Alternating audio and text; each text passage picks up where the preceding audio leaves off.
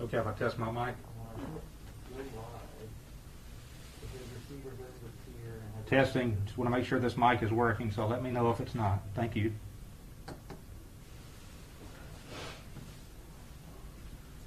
You know they'll tell you if even if it is working, somebody will tell them, no. Oh, let's just go.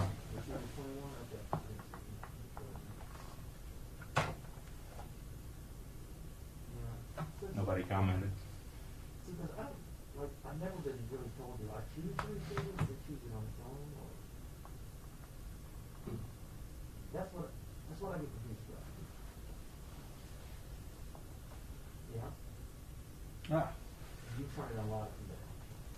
See, I didn't know that. No one else told me that. So, the mic is working. oh, it's okay. Right. Thanks, man. Appreciate it. All right. Still pregnant.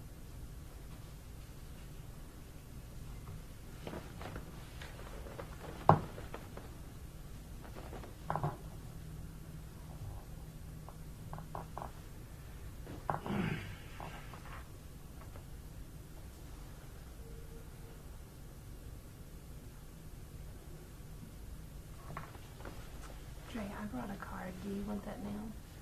Yeah. You want to shit on it? It doesn't matter. I just wanted to offer it up. I know last time we got down pretty low.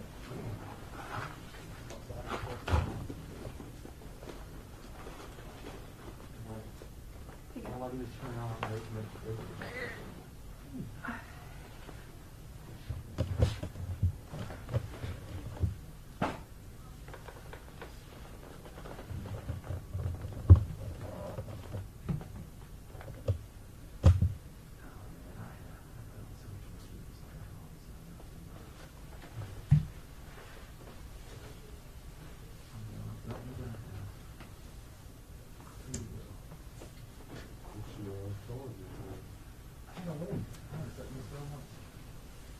my goal is the bottom loop in this girl. What is that, about 36, 38? That's pretty 34? Just so you know, somebody still can't have it. They took a shot and it's like, and she like had a fall, like stumble. We all got our issues.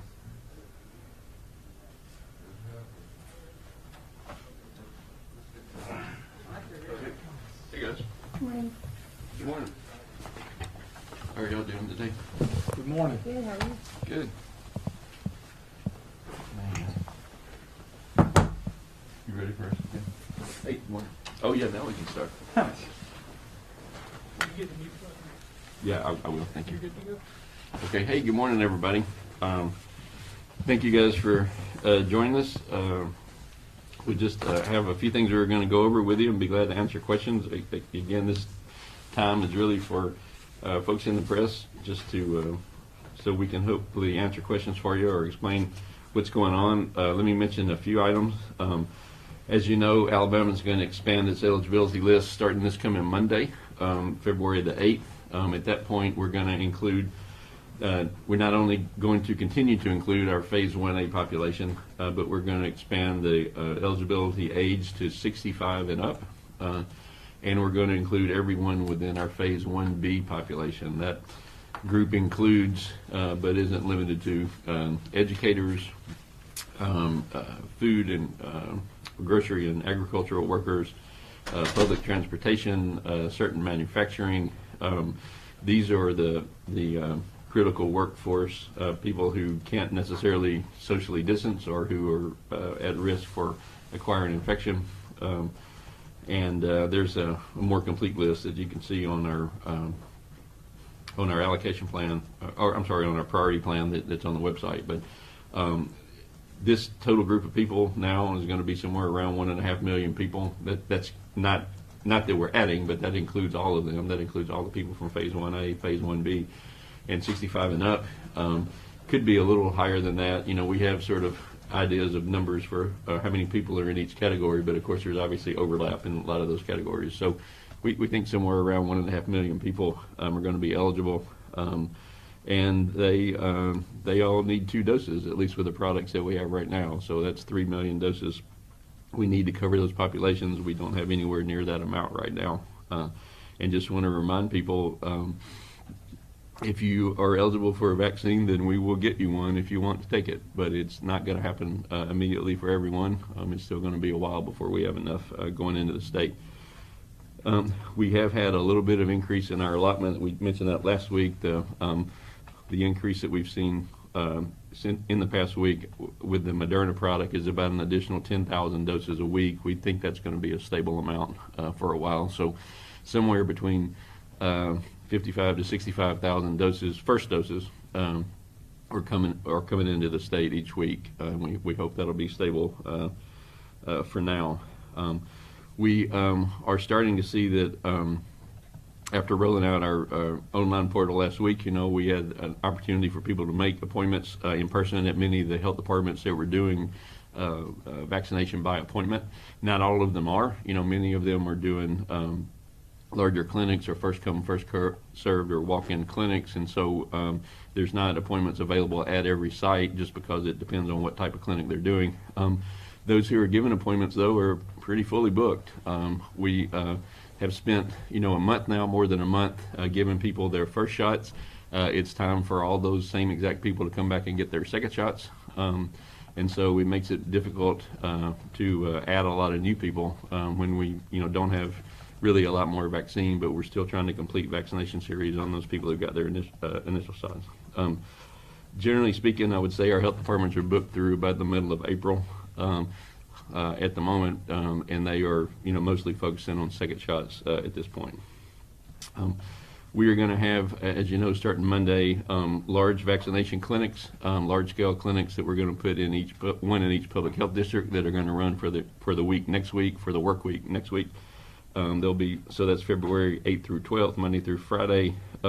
They have a little bit different hours and a little bit different policies about appointments or non-appointments or so on, and all that information is on our website, but I'll be glad to share it with you as well. But just to remind you, those locations are Anniston, Birmingham, Dothan, Huntsville, Mobile, Montgomery, Selma, and Tuscaloosa. And so we're very excited about being able to do that. The plan is to hopefully have each one of those 8 cities give at least 1,000 a day, every day, for 5 days next week. So we've given them an allocation of 5,000 per site for those 5 days. There will be a second dose plan for all those folks. So whoever shows up to get their first dose, there will be at the appropriate interval, 3 weeks for Pfizer, 4 weeks for Moderna. There'll be a follow-up clinic to make sure people are able to get their second doses on that. There are a number of we're working with hospitals in these areas. The reason we did that is because we're using, for the most part, the Pfizer product to be able to supply these clinics. We've taken the whole entire week's supply of Pfizer that we normally were distributing to, several locations around the state, predominantly hospitals.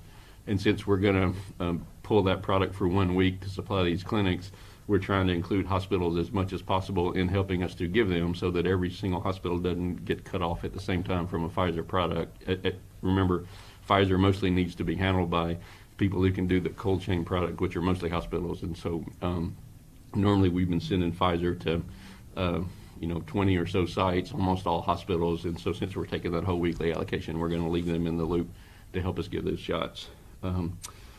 A lot of those hospitals have already had waiting lists already from people waiting to get shots. And so I think there are a site or two on the list that are already booked up. So of these 8 sites, there are at least a couple who've said, we've made appointments, we filled them from our waiting list, and we don't have additional slots. So that unfortunately is becoming all too common. Just a handful of other things I wanted to mention to you. The UK variant, as you know, has been circulating. We mentioned it last week. We've actually identified 6 total cases so far about that. There have been a lot of questions in the press about one case in which a person tested negative, but ultimately was found to have the UK variant. I have more, I guess, individual medical information about that than I'm at liberty to disclose, just for privacy reasons. But I'll say that there's some concern that our current ways of testing for coronavirus, could miss some of these viral variants, but that doesn't seem to be the case in the ones that we know of so far here. The UK variant is a mutation, and for some certain PCR tests that are only looking at one single part of the virus in order to make the diagnosis with a test, there's concern that those tests may not be as valid, but that's not what we're using in Alabama for the most part. We have multiple different platforms, and almost all of them are looking at multiple parts of the virus in order to make a diagnosis. So we don't believe that we're missing any variants at the moment based on our testing, but certainly theoretically that's a concern, and we'll continue to monitor that. The J&J vaccine, or Johnson & Johnson actually submitted this application for EUA yesterday, last night. I guess you may have seen that. What we know, based on the previous 2 products, is that it took about 2 weeks for FDA to review that, and then it took another day or 2 for the ACIP to make its recommendations to CDC about who actually gets that product. And so we would hope that maybe we could see some product shipping in 2.5 to 3 weeks or so. J&J is ramping up its production now. They did not have some huge stockpile of vaccine waiting ahead of time the way Pfizer and Moderna did. So there is some vaccine that'll start shipping, but their goal, J&J's goal, they've stated, is for 100 million doses expected by June. So that's not going to happen overnight the way it did with the other ones. This vaccine is a single shot, which is very exciting. The expectation, based on the data we have in the U.S., is that it will be around 72% effective in preventing moderate and severe disease. There were no, if I recall correctly, there was no one in the phase 3 study who got the vaccine that had hospitalization or death. And so that's I think it's important to point that out, because when you see these different efficacy numbers, somebody asked this last week, but you have the public out there wondering if they should make a decision to wait on getting the vaccine, like, isn't this one better than that one? And the answer is absolutely, you should take the one that's available to you. Please don't wait. This vaccine, from all we know so far, is a highly effective and safe vaccine. It prevents people from being hospitalized or dying, and so if that's the one you have the opportunity to take, that's the one you need to take, and don't try to wait for something else down the road.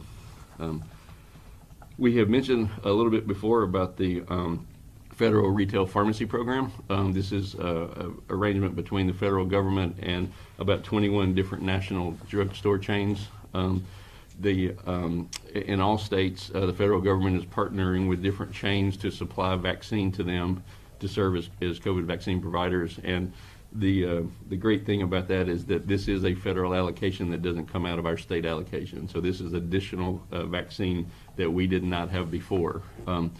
The federal government has looked at individual states, and they have their own strategies about promoting equity and to make sure a vaccine gets out as quickly as possible. And so they make a recommendation to each state about the chains to partner with. In our case, they recommended Walmart as the partner, and so we agree with them on that, and have had calls with Walmart as recently as yesterday to talk about that program. Walmart is expected to make their own announcement very soon, and I don't have a ton of details to give you, but we hope that things will be starting very, very soon. I think probably they're going to say that about half their stores are going to start out, half of their pharmacies are going to start out with vaccine whenever that program begins. We certainly hope it'll begin within the next 10 days or so. And it looks like that the federal government right now has made about 1 million doses available to all the states, and we expect to get Alabama's share of that 1 million doses, so somewhere in the neighborhood of 15,000 doses, or 14 to 15,000 doses would be about what we could expect for that. Let's see. Is there anything else, Jamie, you can remember that we need to? Okay. They're still working out those details with the feds, and I think you'll hear about that very, very soon. Let's see. We had a few questions that I wanted to address. Well, one last thing before we do questions. This is not the time for a Super Bowl party. Please, we would encourage everyone to remember that. In terms of the COVID epidemic that we've been in now for a year, you know, we're in the fourth quarter on this, and it is not the time to fumble away the ball because you were careless and you spent time with a whole bunch of people that weren't in your household, and that you pose the risk of transmitting disease to some people or acquiring it yourself. Please stay home. Please don't be in large groups of people. If you do have to leave your home, please wear a mask. Please stay 6 feet away from people. The idea of sitting in an enclosed space, indoors, watching TV for hours at a time with a bunch of people from different households, that's just a perfect prescription for having outbreaks, and we don't want to see that happen.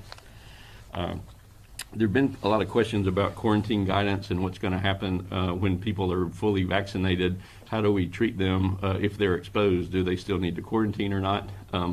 And the answer is that nothing has changed as of right now, 11 a.m. today, but we expect to have new guidance on that very soon, coming hopefully the next few days. I think it's very likely that what will happen is that we will say people who are fully vaccinated and who have been at least a couple of weeks since their last shot, so that they have time to form a full-fledged antibody response. Those people probably aren't going to need to quarantine if they're exposed to a case, as long as they're not having symptoms or there's no reason to think they're actually ill. So that's certainly reasonable. That's why we want to vaccinate people, because we think it protects them. But as of the moment, that guidance has not changed yet, but that probably will change before we meet again the next time we meet. A couple of other questions that I'll address that were sent already, and then we'll be glad to take your questions. Someone had asked the questions about schools receiving, K through 12 schools receiving direct shipments of vaccine. There are no schools getting direct shipments of vaccine. I think the question had to do with why is the health department sending vaccine to this school but not that school? And the answer is we are not sending any vaccine to any schools. Teachers and other educators become eligible for the vaccine on Monday. There have been some locations in the state where certain providers just had available stock and reached out to educators, to begin vaccinating them, knowing that they're about to become eligible. And, as long as people are covering those priority groups that we want them to cover, we don't have any issue with that. We don't want vaccines to be sitting on the shelf. But there's been no process whereby public health is trying to vaccinate this district or that district, or but not someone else. So I think that's just a misunderstanding. I had a couple of questions about COVID arm, which I have to say is a new term for me, but apparently people are asking about the just sort of local reactions that occur from having a vaccination. What are the long-term effects? I think, like everything with the vaccine, we don't know for sure. But I will say this is a pretty immunogenic vaccine, which is to say it really does rev up your immune system. That's the purpose of it. People certainly do have reactions, like sometimes they can have achiness, or they can have fever, they can have soreness, they can have a red swollen arm. That's pretty typical for a lot of vaccines, and to my knowledge, it's not worse with this vaccine than with a lot of other vaccines. Someone asked us if people crossing state lines would be able to get a second dose. In Alabama, we've not restricted vaccination on the basis of residency. I know there may be at least 2 states that have done that. Florida's done that. Maybe one other one has done that. We have seen some people in Alabama who have published that they're restricting vaccines to people in their own county, and we reach out to them and ask them not to do that. They should not be doing that. We want people to give vaccine and give all that they can give, and if there's vaccine available somewhere that's not being given, people shouldn't be restricted from obtaining that just based on their county of residence. So I don't think we have lots of out-of-state people coming to Alabama to get vaccine. I suppose there may be some. I think there's probably been a lot more of the opposite going on, particularly in people close to Florida, but we don't have a restriction on residency there. So I'll give you just some updated numbers. As of last night, Alabama's given 436,962 total doses of vaccine. That's 436,962. There are right now about 78,276 who have completed their entire series. So 78276 who are completely vaccinated. That's all I had for introductory comments, but I'd be glad to answer any questions. Dr. Harris, after the clinics wrap up next week, can we expect to see that again soon? What's on the horizon for that? Yeah, so first of all, the clinics after next week will definitely be back in those locations 3 or 4 weeks later for a second shot. We would like to have larger scale clinics going all the time, but we just don't have the supply to do that right now. Remember, these clinics next week and then the second dose clinics that they'll have 3 or 4 weeks from now are largely being supplied by holding our Pfizer shipment that comes for the entire week for all the hospitals in the state who are using Pfizer, or all the providers who are using Pfizer. So we don't have enough right now to be able to sustain them on a long-term basis. But as we get more product, we certainly will. So. It's a little confusing this week. Dr. Harris, Yeah, just 1 second on the phone. I want to finish here in the room. I'll get to you next. I'm sorry. This week, the Biden administration announced they were upping states' allocations by 22%. I think that was from 14. What does that look like in Alabama, if you can even break that down from a number standpoint? Yeah, at the moment, what we are seeing, we get now sort of 3 weeks projections 3 weeks ahead, telling us what we're going to get. And what we see now, it's about 10,000 additional doses per week compared to what we were getting a week ago. And it's supposed to stay steady at that level for the next 3 weeks. They have told us. Within the next 3 weeks, we may start getting J&J. I guess that's possible, but that's all we know about so far. Yeah, let me go to the phone next.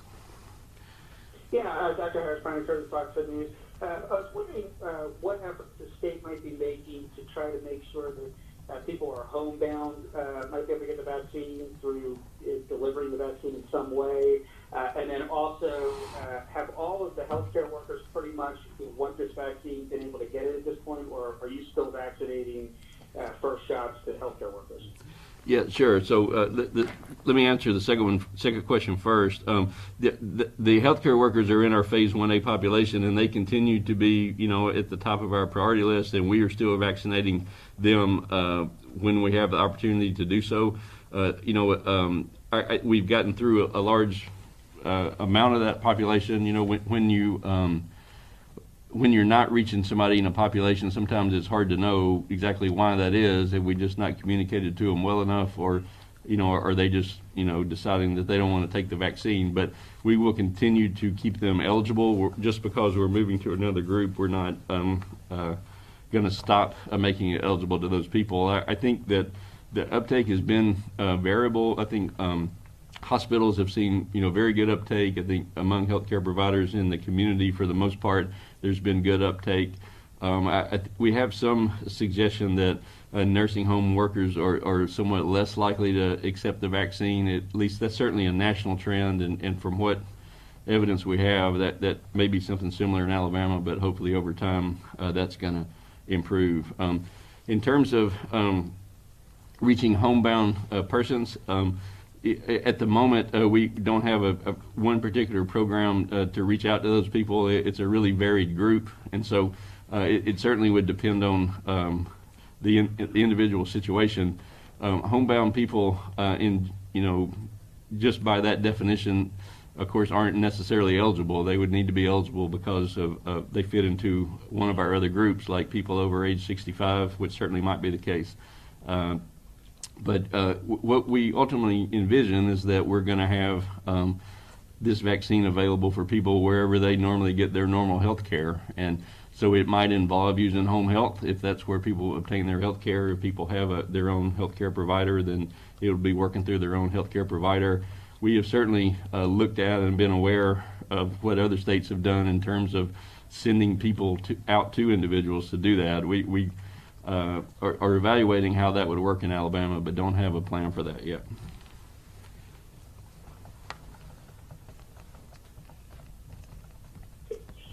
Dr. Harris, this is Alan Collins at Fox 6 in Birmingham.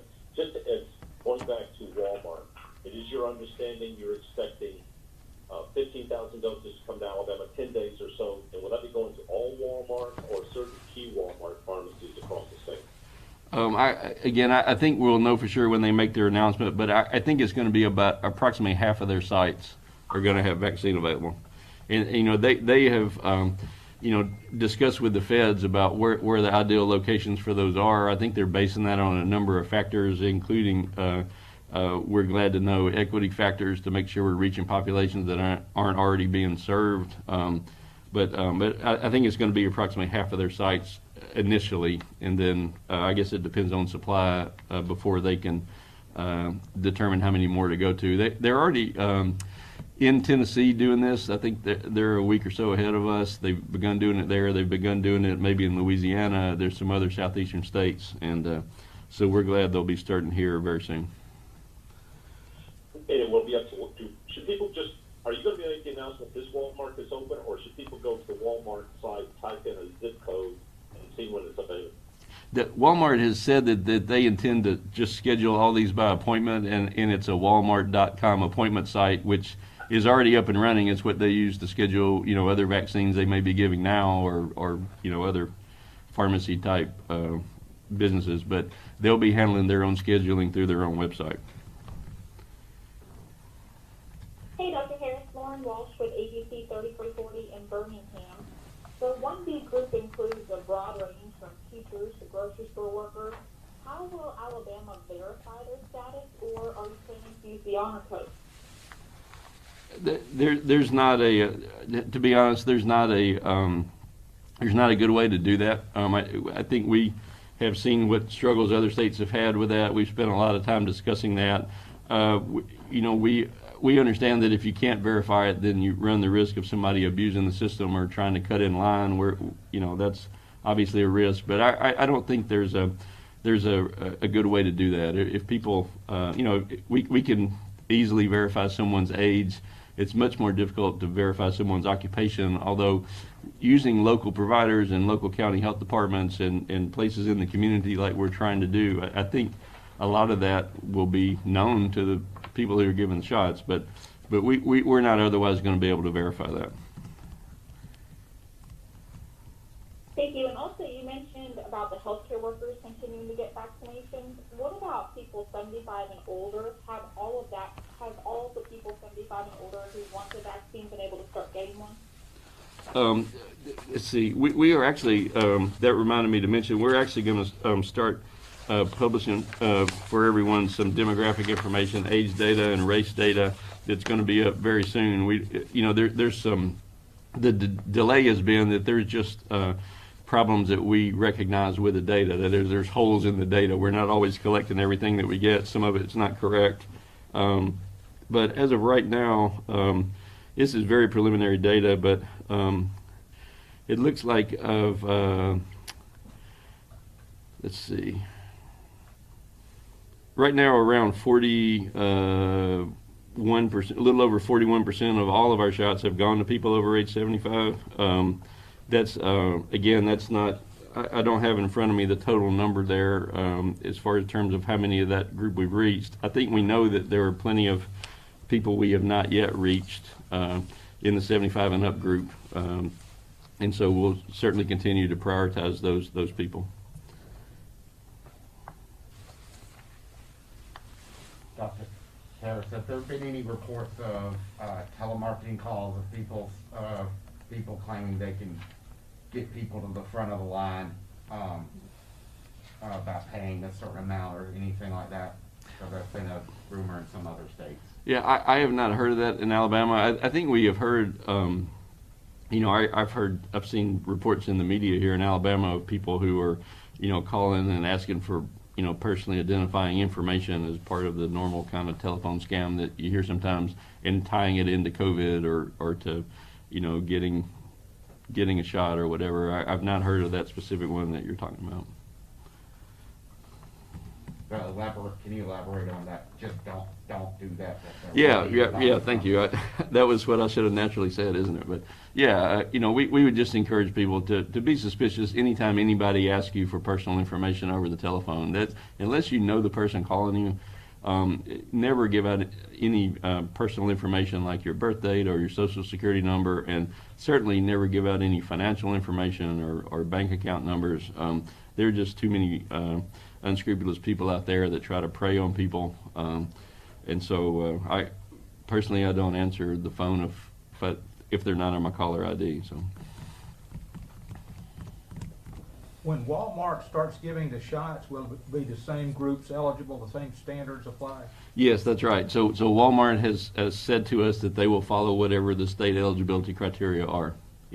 So it might be a little different from state to state, from one Walmart in one state to another Walmart in a different state. But the Walmart in Alabama will follow Alabama's eligibility criteria.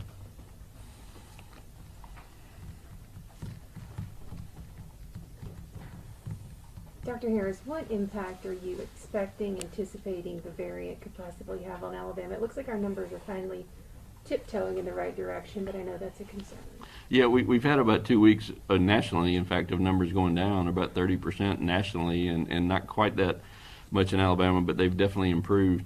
What we know about the UK variant is that it is more easy to transmit, and so maybe 1.5 times, or maybe not quite twice as likely, but it's certainly much more likely to be transmitted. And it's just, it's normal biology. The one that's easy to transmit, it's going to be the one you get more of, right? And so I think we're definitely concerned that it will become the predominant variant at some point. Again, the way that we stop it is by doing all the things we've been doing all along, right? And there's no new guidance on how to prevent this disease from spreading. It's still, please stay at home if you can. That's the answer. And if you can't do that, wear a mask and stay 6 feet apart. You've heard me say this before, but the most consistent statistic of the whole pandemic is however many case numbers we get today, in about 2 weeks, 10% of those people are going to be in the hospital. And a week or two after that, about 1.5% of those people are going to die. And so the way we prevent hospitalization and death is that we don't get a lot of new daily cases, right? And so with this UK variant that spreads much more easily, that is definitely a big concern.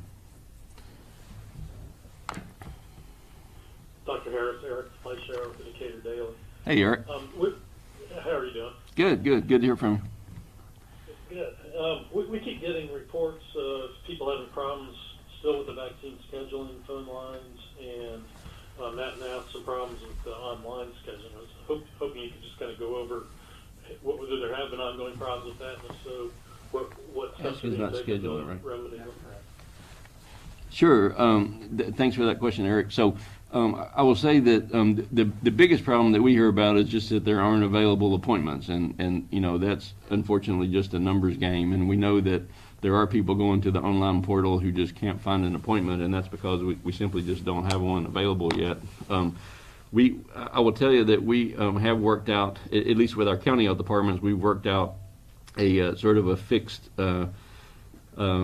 amount that they're going to receive each week to sort of get them into the cadence of being able to know what to expect and know how to schedule. And over time, that is going to be, we hope, a stable number, and we'll increase it when we're able to do that. But it will make it a lot more easy for them to, in the future, schedule. But right now, people are scheduling a long ways out. In terms of calling the phone number, that phone number group is not doing scheduling now. We recognize there were some problems doing that. They are referring people to the appropriate places to get scheduled in the portal or wherever, and so we can collect information on people if we, in order to get them on a waiting list and so on. But the phone number still is a good number to start off with, and then they can get you to the right place. But for scheduling itself, the online portal would be the best way to do that. Again, just to remind everyone, the phone number and the online portal, those are places to schedule for county health department vaccinations. That's who's handled by that. We do have, at least a couple of hundred, maybe 250 other providers in the state that have vaccine or have had vaccine at some point, and those folks are all responsible for their own scheduling. We don't have the ability to do that. We do have now on our vaccine dashboard the location of all those other sites, or we update it, as quickly as we can, and there's contact information on there so that if you go and can't find an appointment in a county health department, then you can look and see where those other sites are in your community or in your area. and there's information on there about how to schedule those. There are still, I had mentioned this a little bit earlier, Eric, but a lot of our county health departments as well as other providers are just doing walk-up type clinics that aren't accepting appointments. And so we also have that information available on the dashboard. When there are sites that aren't doing appointments, it will also show other sites that have advertised their hours and advertise that they have vaccine, so that you can find locations that where you could go on a first come first served basis.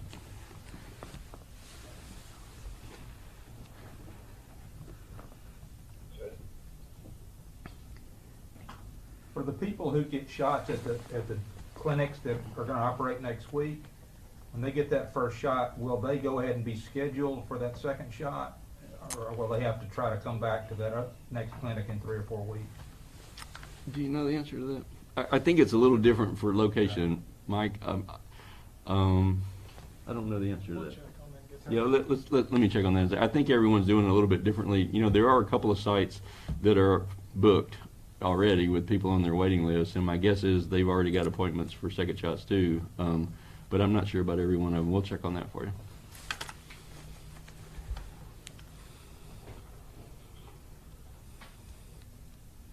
Dr. Harris, are you aware if any hospitals have had any issues with their cold chain requirements? Have we lost any doses? Anything that you're aware of? No, I'm not aware of it. I would say we've had, some kind of, ones and twos kind of wastage. I mean, there have been very, very small numbers, but nothing significant whatsoever. So. Dr. Harris, compared to where we were a couple of months ago, even with all the challenges you've all had getting the vaccine out, as we kind of into February and spring is on the way, how confident do you feel right now where we're going to be in about 3 months?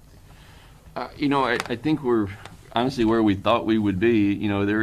There's hope on the horizon because we see our way out of this now. We have a way to get through it. We know what we're doing. The real bump in the road is going to be expanding eligibility, because that's going to create a whole new expectation on the part of these newly eligible people that, hey, it's my turn at the front of the line, therefore I should just, I can just go get a shot today, and that's just not going to be the case. But we do have a very good cadence of getting vaccine out now. We know there are many providers who haven't gotten it yet, and I'm sure they're unhappy about that. We have now enrolled more than 1,000 providers. The number of providers who are getting vaccine this week, do you know that number offhand? Yes, so you have 355 that are getting Moderna, and 19 are getting Pfizer, and you've got 1,032 providers that are enrolled. Right. So there you go. So about a third of the providers who are enrolled in the state are going to get vaccine this week. So there's still a long way to go before we have enough to get it to everywhere we want to go. But I'm encouraged by where we are. I think, again, the real challenge is managing the expectations of the public. We kind of said starting, 6 months ago when we started talking about vaccines, there's not going to be enough. We'll be fortunate if we can get through our early priority groups by the spring. We'd like to think we can get to the average person who's not in one of these high-risk groups by summer. And I think that timeline is still the same, but what's changed is people's expectations. Dr. Harris, this is Alan again at PRC. Going back to the variant, the first report we had, it was limited to Montgomery and Jefferson County. The new numbers are 6. Is it still limited? Is it spreading? 6 still seems like a small number, but you have fears it's going to go much higher than that, apparently like Georgia. Yeah, I think the first 3 cases we mentioned were in Montgomery or in Jefferson. I think those first 3 came out of those 2 counties. If I remember correctly, I may have somebody on our team who could correct me if I get this wrong here, but I believe we had identified at least 1 in Autauga, and I'm not certain about the rest. I don't know off the top of my head the locations of all 6. Hey, Dr. Harris, this is Brian Lasso with WH&T. Hi. Hey, I don't want to be too specific, but I went to the portal that you mentioned. You said that the phone line wasn't taking appointments, so I went to the portal to see Madison County, and it says they're not taking online appointments that way either. Then we heard yesterday Madison County was out of first dose vaccine till March. What do you tell people? Do you direct them to the hospital sign up, or what do you tell them in terms of trying to figure out how to navigate getting an appointment even down the line? Yeah, I think Madison County and some of the North Alabama counties are doing the sort of walk-up, non-appointment scheduling. So they are continuing to give vaccines. They're just not scheduling those individually by appointment. So people can still continue to get their second dose. They don't have additional doses right now for first shots, and that's the problem. And so, unfortunately, we only have what we have, and the answer is we would just ask people to please continue to be patient.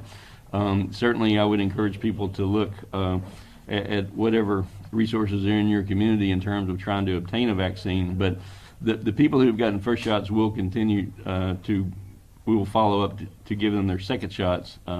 But again, your county there in particular is doing that on a walk-up basis and not by scheduling by appointment. Sorry, just one quick follow-up. When I've heard from Dr. Landers and other folks that, those shots aren't available at this point, but when you go to the health department website, say in Madison County or others, there's no banner that says that. There's a schedule for January in Madison County's health department, and then there's the portal that you've set up. But there's nothing that's plain that tells people where, in fact, things stand. Is there any thought to having a broader messaging about status of vaccinations? Sure. That's a great idea. I would tell you, and so maybe it's just not clear there, but I know on our vaccine website where you look at providers that our map shows you where the clinics are that are taking appointments, and then all the clinics that are giving vaccine and by a walk-up route and not by appointment. So I believe that information's on there, but we certainly will try to make sure it's more clear. Sorry, I don't mean to talk over you. Just it sounds like what is available now are second doses, but that's not spelled out on the site either. Okay, I got you. Yeah, thank you. We'll try to make that more clear. Yeah. Thank you. Thank you.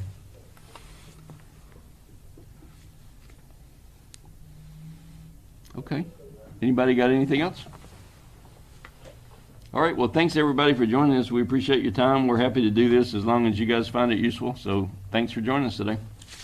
Dr. Harris, before you leave, let me just again. Will the list of all the sites and locations of all of the 8 sites be released today? Yeah, it's already posted. It's already posted on our website, Alan.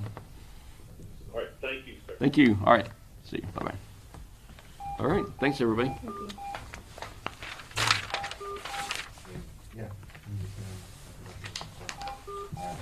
Dr. Harris, I just wanted to double check. I know we were getting 50 to 60,000 a week.